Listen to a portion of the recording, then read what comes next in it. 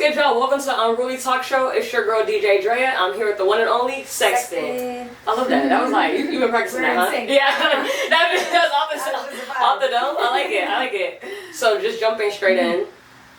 Sexton. Yeah. Where'd you get your name? It's my last name. Okay. I wish I had some crazy story for you. I don't. It's my last name. I know we said it before the interview, but I wanted to say it in the interview because at first I was like, you automatically assume, like, is it literally just about sex? Yeah. And then, like, add a ton?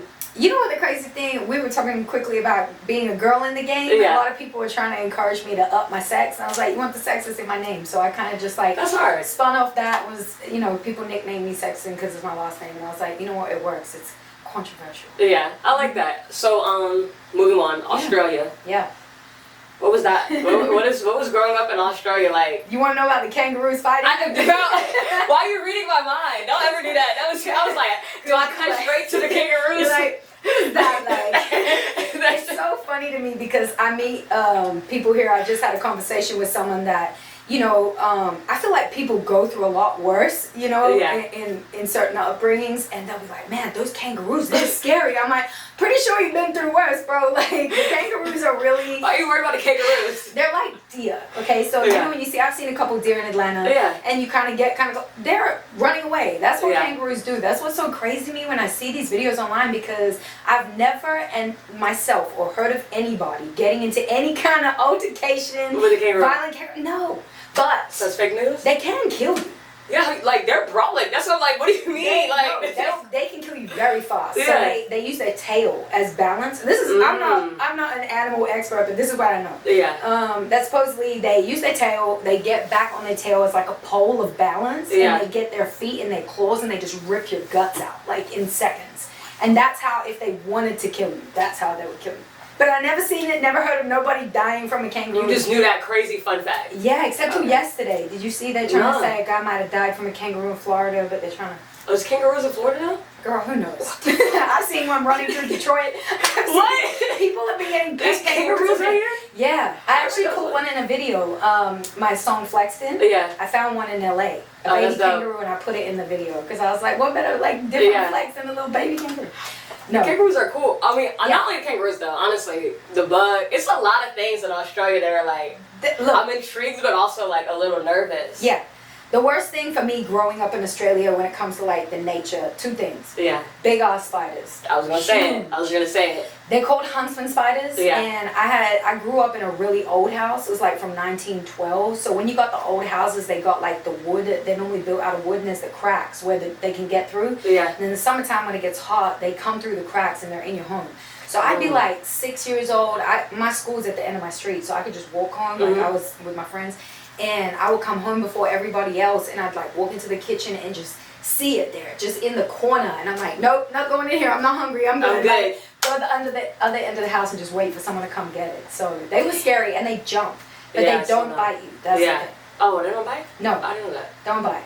So, I know, but they're scary. They are scary. Like, they're big, they're furry, they're like everything. I don't know. They tripping. Okay, so what's the music scene out there in Australia? I know people always ask you that. Yeah. So, well, each genre is kind of different. It's a much smaller industry. Growing up, I was around like a lot of live music. Like bands are very big over in Australia, like live instrumentation and everything. When it comes to hip hop specifically, there's kind of like, from what I hear and what I've seen, there's a split in like people's opinions and sounds. So there's like a very Australian hip hop sound, which is more driven by like live instrumentation and people rapping over. Hard though. It's not really about like as much punchlines and lyricism. It's more just a vibe. Australia is very big on like, summertime, by the beach, beers and stuff. So there's that kind of side of hip hop, and then there's another side which is definitely more inspired by Atlanta for sure, and like American hip hop. And there's kind of a debate because some Australians will be over there but rap with like an American accent, but that's what we like grew up on too, is a lot of American music, you know? And then there's the ones with the Australian accent, and they don't like this and these are like, it's like a a bit of a back and forth. So do you have an American accent?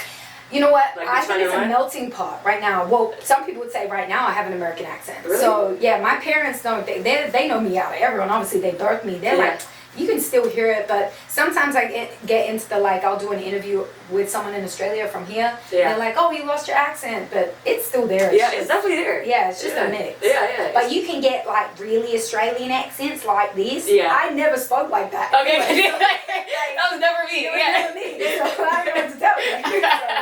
That was crazy. I ain't never seen it like switch it on. It's like, bro, they gotta highlight more Australians. We talk about the Brits, like, turn it on and off. Do you know who was lost from Australia's Kid Laroi was like a big, I don't know if you know he's from Yeah, I didn't know he was that from was the lost, and there's one other artist, I forgot his name. I thought it was like Troy something. Oh, Sivan. Yeah. Yes. He from? Yes. Yeah, and then there's another rapper that kind of in the world of like Drake Weekend, but his song was like viral on Instagram, like the audio, but he doesn't really show his face. Yeah. Can't remember his name, but yeah, he's really dope too. We'll get into some of the crazy features, but just talk about what's your favorite, like, person you've opened up for. I know you're a dancer too. It's like, I don't know, that's probably a little lengthy interview because there's a lot of stuff people don't know. Like, so anybody you've opened up for, like dancing wise or music wise, who's been your favorite one? I would say the experience of opening for Wayne at Coachella was pretty crazy. Dang, that's crazy. Shout out Lil Twist. He actually made sure I was on that. I had never been to Coachella, and I just open air performing and like summertime vibes is just me. So no, it was actually two parties. So it was Combs-Chella, which was Justin and Christian Combs had their party. It was like me, them, Rich the Kid, different people performing. So I performed outside of the pool there. Yeah. Then walked to the field right behind where there was a whole like helicopter, like what do they call those air hangers? Oh yeah, and like there was a whole stage, yeah. and it was Wayne. So I opened up for Wayne there. So that was crazy, just to feel like, damn, Lil Wayne at Coachella is crazy. So you were like, that wasn't dancing, that was you singing, like rapping. That was me performing. Yeah. Dang, bro. Yeah. And Lil Twist just set it up for you. Yeah, so Twist and I were cool. We've done music together, and we were in LA, and him and Justin and Christian were saying they were going. Yeah. And I was like, damn, can I perform? Twist like, sure, come on. So I was with a label at the time. I was like, can you guys give me this RV? And I got myself like a separate RV. It was like this. It was a fly RV. It was like I was parked in the back lot so I could get away from the debauchery, you know, the boys in the house and whatever's going on. I'm over here in my little RV with this like fly little, had old bunk beds and everything. Yeah, so I just like saved. That's hard, bro. Coachella. It was fun. That's dope, man. This is like Coachella. That's lit. Okay, so who's been the worst one? To open up? Trying to think. Where was a bad show? I don't honestly don't think I've had. No, you know what? I won't say bad, but different for me. Okay. My first time performing in a strip club with the mics, it's really hard to hear yourself, and this mic was really distorted. Yeah. And so I think that was like adjusting to that. And then also just, you know, you got dancers with you, and it's not prepared. It's just like, I had never done that. So that was like really different. Yeah, strip clubs is not fun. That's not, I don't even like strip clubs, DJing wise. Yeah. Like, oh, you DJ there too. Yeah.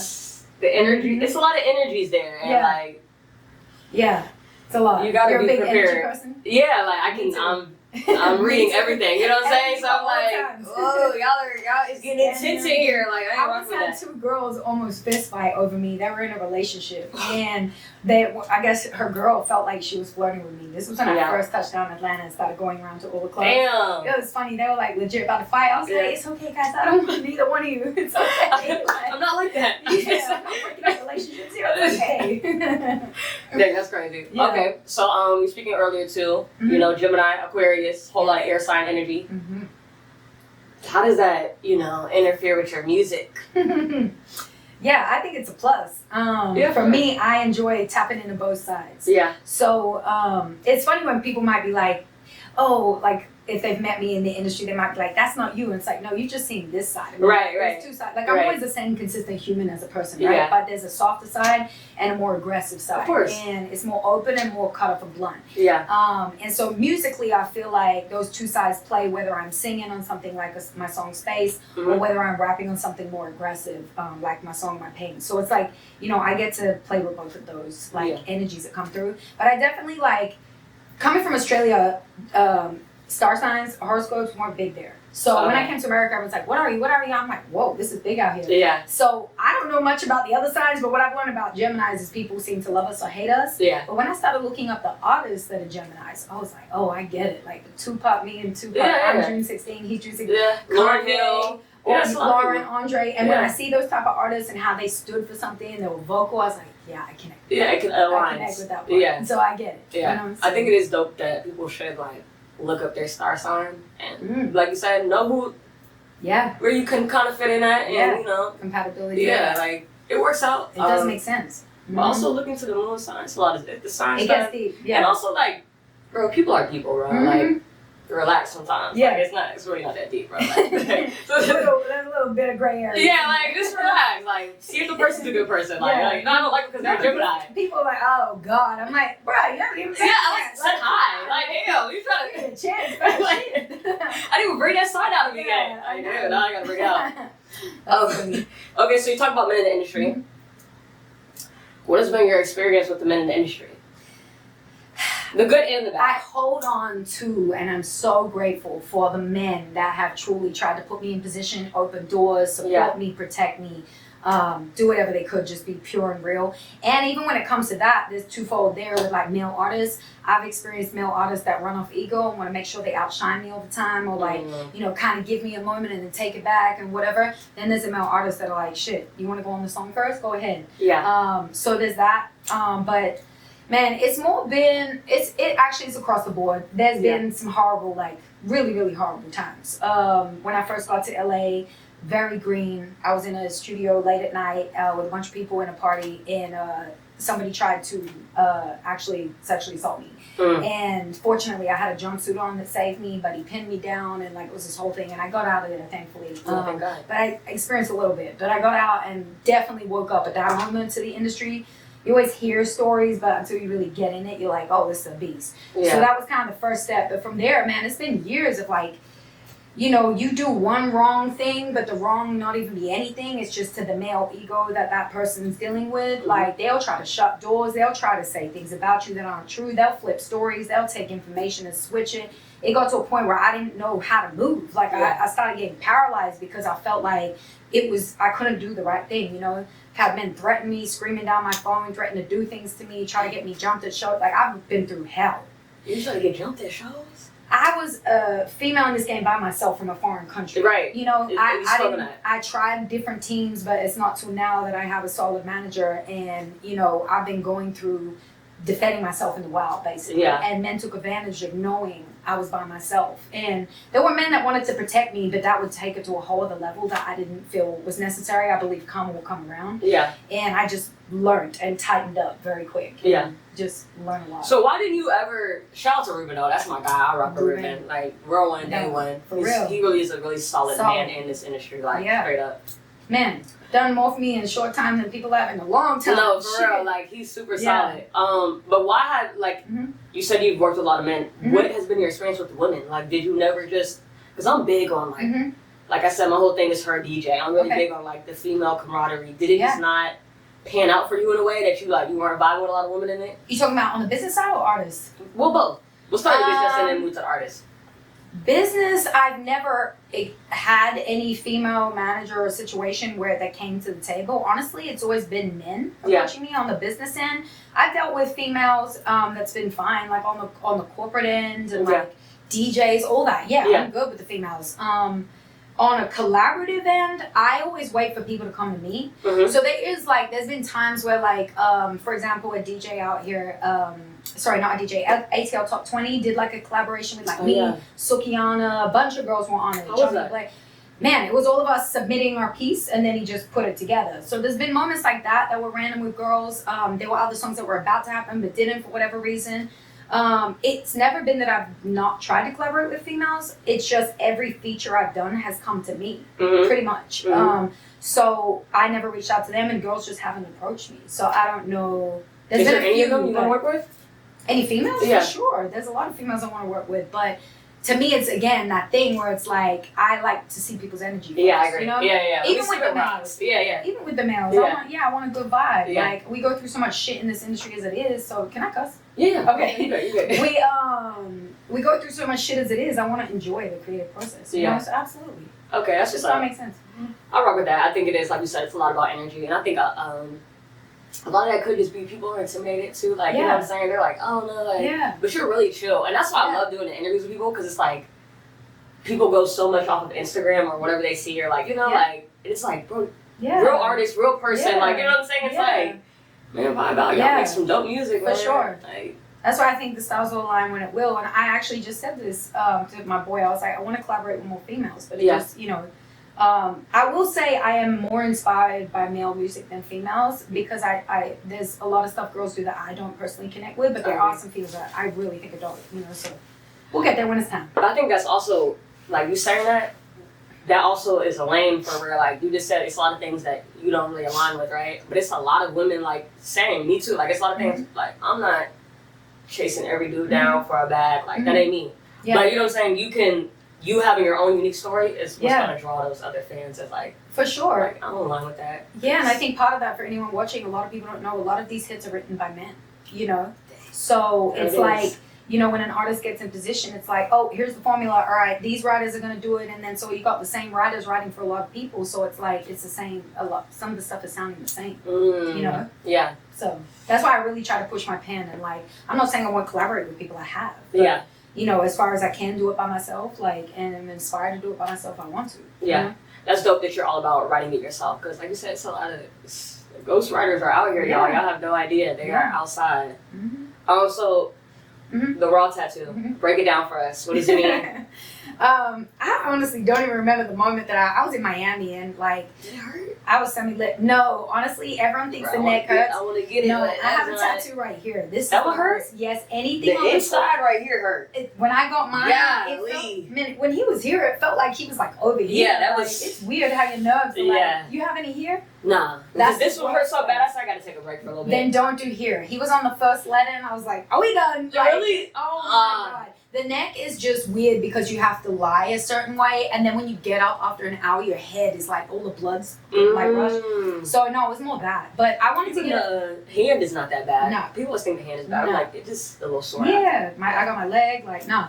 I wanted to get a little darker too, but he's like, you're a girl, it's your front of your neck. Let's just go a little, There goes that male gaze. Yeah, he's like, let's talk about it doesn't fun though. But I know, I fuck with him for that. But no, Raw, it started Real Authentic Woman because I wanted to, it was at a time where women were promoted to be this like picture perfect doll all the time. But now I have so many male fans that I'm like, Real Authentic Wave. It's just basically being yourself, that raw, real you that you feel it is.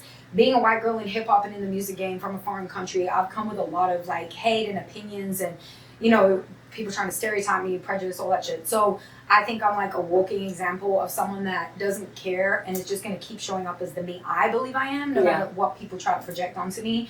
And I know there's many other people in the world that can relate to that are going through whatever it is, their sexuality, their identity, whatever. And I want people to just really like be brave enough to show up as that raw you, and I feel like my music is the same thing. It's like, it's not perfect, it's just raw. It's like, real authentic. Just art. Wave. I'll work with that. That's hard. I definitely think the authenticity and I wasn't gonna go into it, but let's go into you being a white woman from a foreign country and a black space. What is that like? Be honest. What is that truly like?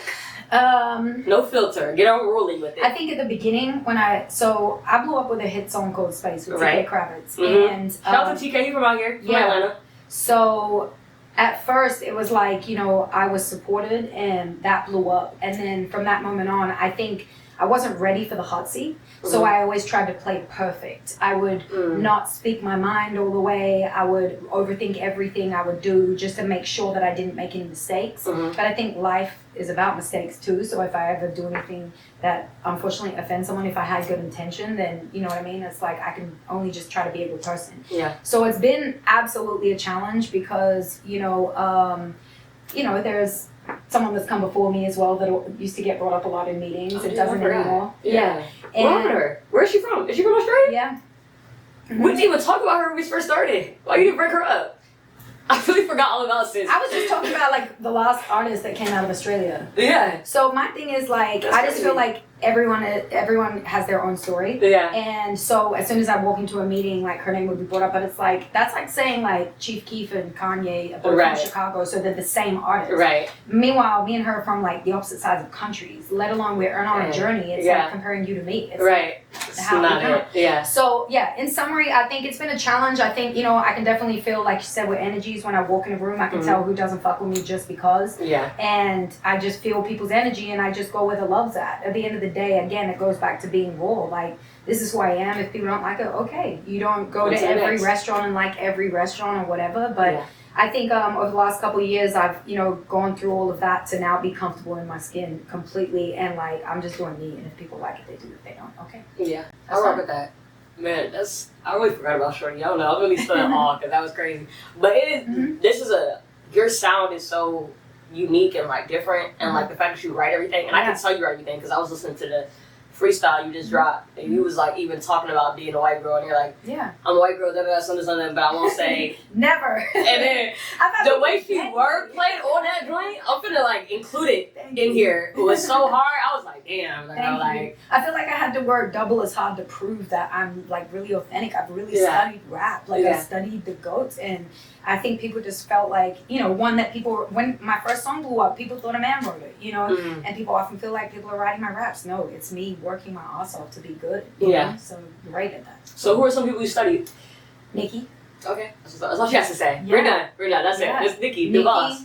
I love Lauren's rawness. Like from that era, Missy and Foxy. That's what I'm saying. In this era, it's hard for me because I'm like, are they writing it? Are they not? And that's fine. If you're not writing your hits, you can still have a great career. But I just like to know when people are, as much as I, can hear from behind the scenes, because it just adds an extra layer. Yeah. Like, oh, that's really coming from your soul versus someone giving it to you and you connecting with it. So that's some. But there's many male artists as well. For me, I pull from so many different, like the saucy rappers, the lyrical rappers, the like Nikki's clarity and punchlines and like amazing. Yeah. I rock with that. Shout out to the GOAT, Nikki. Shout out to the GOATess of the GOATess, Miss Lauryn Hill, Foxy Brown. This is like 3 of my top. That's like my top 3. So shout out to that. Okay, so let's move on to currently. Yeah. You got a song with Fat Show coming out. What's the name of it again? The PG FTT, but it's Fuck They Think. Okay. Yeah. So how did you come up with the name for that? I got told by somebody that somebody from years ago had found out me and that person were like collaborating, and they started talking shit and trying to throw dirt, and that person was somebody I literally did nothing but bless their life. They were just mad I cut them off because I realized they were dead weight. Yeah. And I've noticed people switch when you cut off dead weight. They get mad because they miss you or they love you or whatever. So when I heard that, I went in the booth. I was like, fuck it, I'm going to talk about it, because it's really like, as an artist in the industry, a lot of people talk shit. It's like high school, you know? And I felt like so many people, again, could relate to that same message of just being you and not giving a fuck what people think. Yeah. So I had the producers start the beat, and I was like, yo, I want to pull from something like Future Travis, like really big atmospheric vibes. They built the beat, and then shout out Mighty J.O. and Twix on that. And it's someone from New Zealand mixed with 2 American guys. So he's sending some shit, so it's like an international thing. And then, so I was recording at this house where Trell was at, recording as well. Yeah. So he had heard it through the walls and was like, yo, walked in and was like, what's up, I'm Trell, blah, blah, blah, whatever. We met, and he was like, yo, this shit's hard. I'm like, you want to get on it? And he's like, sure. And then it just happened, and we did it. That's hard. So, that's super organic. That's like a real industry story, because people don't understand. I tell artists all the time, like, bro, just getting... Sometimes it's just where you're at. It don't even have to be about who you know, or like just be in the right place, and God will align all that stuff up. You know what I'm saying? When you're ready for it. That's why I'm always really big on preparation. I've had to do a lot of work that people haven't seen. Yeah. And there were moments that I feel like should have been so much bigger for me that weren't. But like those were all just moments preparing for moments like this where like things happen, and if you're ready, that's the main thing. So. Yeah. That's dope. That's what's up. Shout out to Fat Shaw. I'm excited to hear the full song. I heard a snippet of it. But. Yeah, he went crazy. Yeah. I'm trying to hear your part. I already know he gonna do his thing. Wait, hold on. No, actually, speaking of the song, this is one part that stuck out. Okay. On the snippet she wrote. Grown men sucking dick. Yes. For fame. Yes. Elaborate. Literally and poetically. Yeah, man. I've just seen. I really hate fake shit. Yes. I don't know how to be fake. It's really hard. Like, I just be authentic, but when there's people I don't like, it's very hard for me to, like, be around it. I don't like when I see people talk mad shit and run people under the bus, and then be under the comments and, oh my God, congrats, bro, and that whole shit. Yeah. And I've just seen a lot of men just, like, coattail riding and just, just even in a female sense, like, kissing off to me, trying to get up off me. So it's like, I just don't like individuals that don't build their shit themselves and just dip and dive and do slimy shit just to like try to get that moment, Yeah. And then literally, I mean, there's a lot of crazy shit. It's like actually happening. Behind the scenes. Yeah. There's a lot of people in the closet. Yeah, in all areas. But I agree with you. I think that I was talking to somebody, and it's like, a lot of times people will move snaky right and think that everybody else is so dumb. And I'm like, bro, people are not as stupid as you. Yeah, like, might not be saying nothing. Yeah, like, bro, you don't have to do that. I'm kind of starting to think, like, when I go back to my situations, like, there's always seemingly, like, almost every situation, I would say, probably, I'd have to think back. But there's always a snake. You just gotta find them. Yeah. You know? Yeah. They try to hide well, but I pick them out every time. I feel like in another life I should have been an FBI agent. Like, I was. I ain't gonna lie. Yeah. And I think it goes back to, like, how we were talking about earlier before the interview. Keeping that circle small, because it's like, once you dealt with all those snakes, people be like, yeah. Especially being in the entertainment industry, they think you're supposed to be around 1,600 people, but it's like, bro, I've been the person, the girl with 60 homegirls. I prefer to be a girl with 2 homegirls now. You like, I'm like, I can't. Yeah. I think for me, you know, I've always been more of a paranoid person. I'd rather be paranoid than stupid. That's kind of like my quote. And so I am very careful with who I move around with, because I was just speaking about it yesterday. You could turn up somewhere thinking you were someone good, but that person's actually got a terrible reputation, and you're just getting to know them. So often people will see me going solo just with Ruben, my manager, or with Casey, or my certain producers and people. I learned that. It's like, that is you are a walking brain. Literally. You're reading these people. And then on top of that, I had to learn too, because when I was first going through the game, I had to like try to build my name, you know? And so I knew I had to put myself in vulnerable situations of like being around a lot of people, but didn't have good boundaries. And it took me literally being robbed and like going through certain shit to be like, these walls are built. Yeah, I ain't doing it no more. No more. Just focusing on your craft, building your worth, building your brand, whatever it is. And, you know. I think that's also, like you said, it's important, like, bro, who you know and who you're around, that can either mess you up or make you in a way. Like, you don't want to be around nobody that everybody else don't rock with. You're like, oh, but I didn't know, like. I didn't know. That's the hardest thing about this game, too. It's like one of the hardest things. For sure. All right, let's get unruly. Okay. This is my favorite part. So unruly talk show. Let's get unruly. Have you ever doubled back to anybody just to prove you got it like that? Yeah, and for the plot. I needed the plot. I might have needed some inspiration for a song. Might have just gone there to dive into some toxic shit real quick to write about it. Absolutely. So you like the toxic shit? Not anymore. Okay. I did for the writing, but I feel like I've been through a lifetime of toxic shit in the last couple of years that, like, I have stories for days. No, I have. And, like, I've noticed guys do that a lot that I deal with. Oh my God. Like, I've mainly dated people in the game and even just talked to them, and I watch. Like, there is one particular celebrity that I have spoken to, and I've noticed he has this pattern. He does this like 2 times, 3 times text cap. He's not going to give you any more than that. That's kind of scary. It's good. He'll text you, text back, and then it stops. And I feel like you're just trying to see if you still got it. You know, and I play along sometimes. But like, I know what's going on. You know, that's what a real manipulation tactic. Like, let me catch her. Oh yeah. And then, all right, just to make sure she's still in my reach. Ego feeling good. Let's go. Next. Bro, stop. Don't play along with that, bro. Like, you better than me. I ain't gonna hold you. Like, I do it for fun sometimes, but I stopped doing it too. I actually just left him on red, so we're good. I'm proud of you. There we go. I'm proud of you. All right, I did left hand. I just learned about the left hand. Is that bad for the high five too? I learned about No, but I heard in the South you're not supposed to shake with the left. Who the fuck said that? A lot of people, girl. I went to shake with the wrong hand. Yeah, it's disrespectful. It's not like that, JC? No, who said that to you? Oh my goodness, girl. Leave here and ask somebody, they'll tell you. When you shake with the left, it's seen as disrespectful, but I'm left-handed, so I naturally, and in Australia, as long as you're putting it out there and looking in the eyes, that's respect. I thought, were they like, were they like all types of people? Okay. Tennessee, Atlanta. No, I'm saying like, they were black Americans, or were they like foreign black people? Because if they foreign black people, I don't know. We gotta talk about that on camera. I ain't know. That's we gotta put that up there. That's something I ain't never heard that. But maybe that's comment. Yes, it's disrespectful. Man, for the foreigners. But that keeps people in mind that sometimes you might be thinking someone's disrespecting you, but they just from. I agree. I'm not left-handed though. I just did that because my phone's in my right hand. Yeah. I know. Oh, yeah. No, I was like, wait. Oh. I didn't even know you were left-handed though. That's good. Okay. What's worse? A man that lies or a man that's broke? I've had both. Not for real. I love the realism. I've had both. Shit. Probably lies. Yeah, absolutely lies. Absolutely. Because, I've been broke at a time and I think as long as you're a good person, like you can get from broke to successful. with the right mentality. But lying, oh my God. When someone lies to me it's like, you just make me feel so alone. Yeah. Like, you've been sitting in my face and you lie? Right. I don't know you. Oh, no, lying is the worst shit ever. Yeah. To me. Oh my goodness.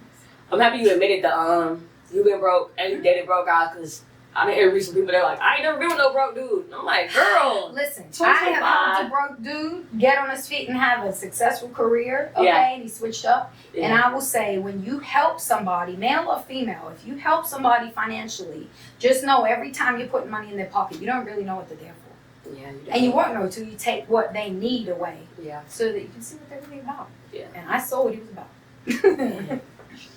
Fuck you, dude. Whoever you are. You wrong for that. Don't be moving like that. All right, what's your biggest ick in a man who claims to support women in this industry?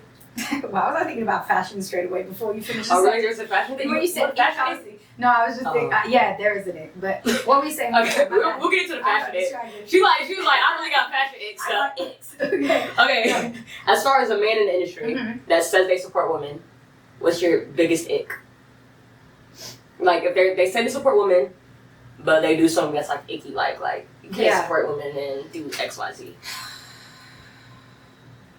I mean, yeah, how you treat women outside of that, like, painted picture. I had a executive say he supported women, and this is an ick, but it's like beyond an ick. I think it's more like disrespect. But he said he supported women. And he's like, oh my God, Sexton, like, I'm so proud of you, such a boss bitch. But at one moment I was making a lot of noise in Detroit, and he was like, how you moving around Detroit like that? Who you fucking? Damn, I knew that was And so it's like, and then he's like, I've got an old girl team. He was building this old girl executive team and everything. And like, I built that wave of hard fucking work and sleepless nights of moving around and hustling my music and hustling. And this was someone that was supposed to be in my corner, a big executive. And it's like, damn, bro, you got an all female team is that, and who am I sleeping with? You just so it's that. It's the contradiction. The walking contradiction is the ick. Yeah.